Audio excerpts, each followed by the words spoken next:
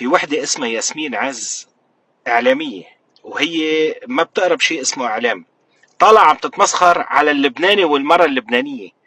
لما بدك تطلع تتمسخري على المرأة اللبنانية لتجيبي سكوب إعلامي أو تجيبي عدد فولورز لإلك، فشرتي عراسك.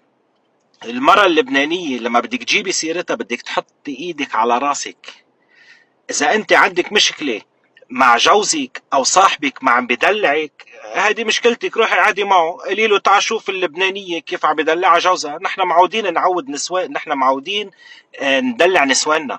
فإذا أنت ما معودة على الدلع هذا شيء بيرجع لإلك، بس ما تطلعي تبخي سم وتقولي اللبناني الفنيقي أو اللبنانية الفنيقية خلي فنيقك. عرفت كيف؟ أي فنيقك. إذا جوزك ما فنيقك هذا شيء بيرجع لإلك. عرفت كيف؟ المرأة اللبنانية كل عمرها بتعلمك الذوق. انت بتلبسي بتغار من المرأة اللبنانية، انت بتشوفي شو لابسه المرأة اللبنانية وبتلبسي مثلها.